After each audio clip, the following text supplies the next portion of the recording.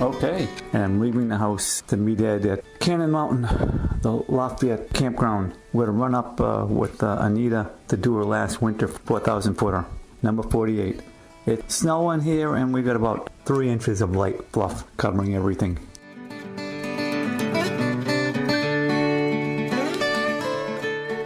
Well, there was a whiteout in the notch and a lot of heavy traffic, a lot of slow traffic coming down to the cannon. Going up the cannon. I'm driving into the Lafayette Place Campground Trailhead parking area. So let's see what it's looking like. It's pretty dim over here. There's only one car, and as I put my brakes on, the car doesn't slow down at all, it just slides. I'm going through a snowbank to get into the parking lot. Only 2 other vehicles here. It doesn't look good.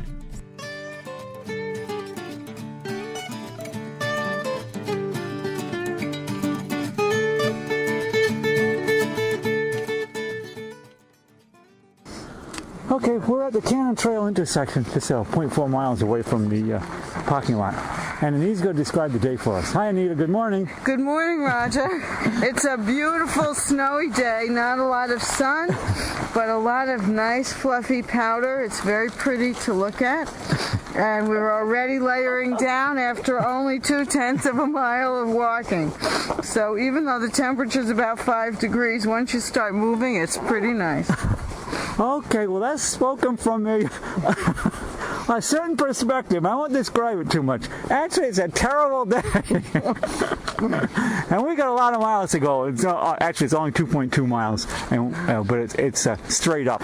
At this point, we see a series of blue blazes, so we'll see how well we can move up the trail here. We haven't put our snowshoes on yet, so we're hoping to make a little bit of time out of the parking lot, taking this nice straight way right up to the summit.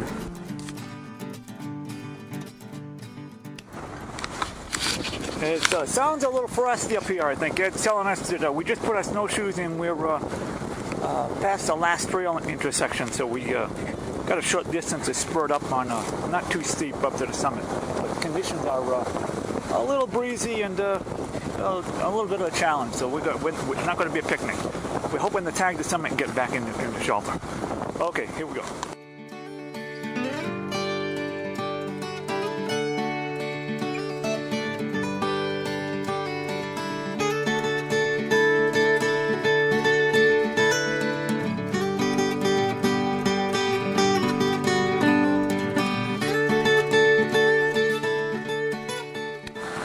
Okay, what was it like on the summit? Windy. A little frosty, I guess. It was very windy, but it's very beautiful. Like minus 900 degrees chill factor, you know? And Ed's offering some cookies. Summit cookies directly brought summer cookies from Lynn B's kitchen. Okay, and I have some. Could be here. I have summer cookies in my pack from someone at the church. And we're just about 300 feet back at the summit. And a 2-foot thick layer of powdery snow is covering all the spruce trees, so giving us total protection from the wind here. But when we were up on that tower high, like a 3-story wooden structure. The street, there's a what looks like a real street light on the top, shining down on top of the tower. And that's the thing you can see from the 20 or 30 miles around. The bottom zipper here? So we're catching our breath. And believe me, the stairs going up the tower were completely covered with snow. We used our snowshoes at 45-degree angle and pulled ourselves up. I knew you slipped on the way down, but we took a couple of pictures. We took a couple of pictures, but our hands and conditions were such that we were satisfied with the first picture, and that was it. So we'll see what comes out of it. So. Hey, is it windy up here?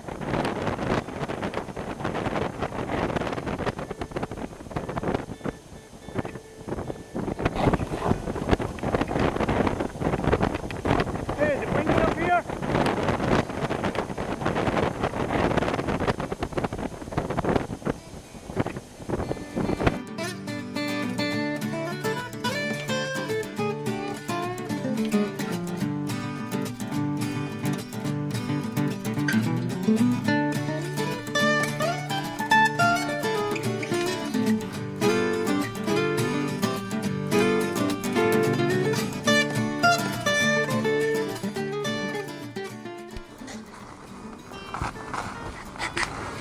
Yeah, it appears as though Anita just wanted to rest for a minute or two. She threw herself in the snow up to her hips and twisted her snowshoes underneath the log.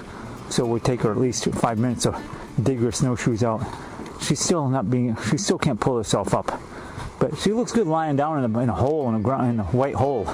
I offered to take a picture, but she said she declined. Ed just kibitz while Anita was getting frustrated. So it was Anita's turn. I stepped in a few deep holes myself, but Anita did it really good right in front of us. That was a good one for today.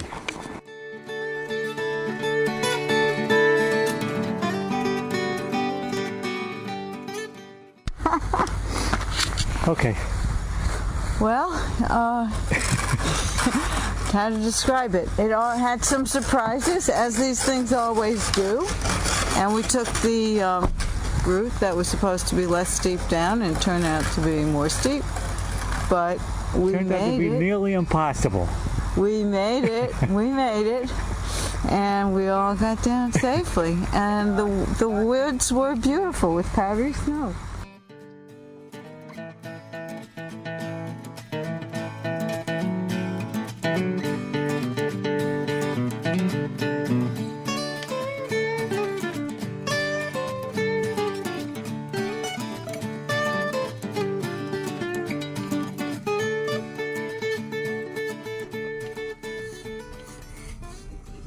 Okay, say something, Ed. Total trip's 5 hours round trip. Did a loop, which was steep and airy with incredible views of the Notch. Roger punched one hole through, but he managed to save himself from going over the cliff. Very windy, blustery, freezing cold. Anita struggling with the hands as usual, putting on lots of layers the higher we got.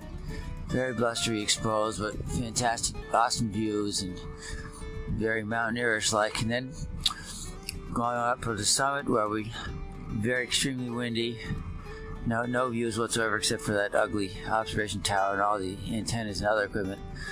No one else there.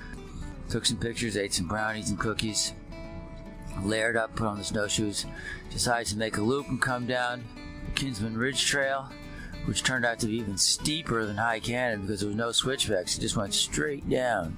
A lot of butt sliding, a lot of flipping over and landing and grabbing trees, and coming to one real gnarly spot where it looked like you could easily die, that we tried to bushwhack around and then gently, using handholds, branches, and other things, lowered ourselves down. But we weren't out of the woods yet. We still had a lot of steep stuff to negotiate, a lot of slippery ice on rocks. But eventually back down to the flat section, back to Lonesome Lake. We're going to go home and have hot chocolate and boogied on out. It seems very calm down here. You can see the light on that we were right next to. Yeah, I'll take a picture. It looks very calm. You never know that it's a raging blizzard up there with winds easily gusts of 40. With wind chills got to be 30 below. Yet down here it feels balmy and like you could almost take a kid's. Light up the barbecue here and kick back. It's comparison anyway. Okay, that's a I'll recap. take a picture of light before we go.